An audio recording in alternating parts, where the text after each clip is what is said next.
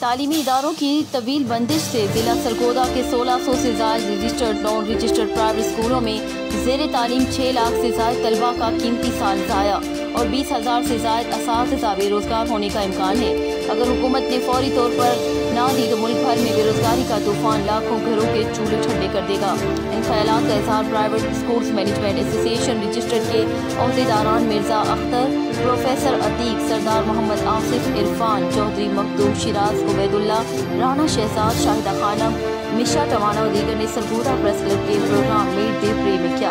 इस वक्त मुल्क की तरह सरगोदा में 95% प्राइवेट तालीमी इदारे 500 से 4,000 तक फीस में हाई सतह पर बेहतरीन तालीमी सहूलियात फराहम कर रहे हैं। इस मौके पर MD शादाब स्कूल जाविया कंवर कुर्बान ताहिर ने प्राइवेट स्कूल की मुश्किलात बताते हुए कहा कि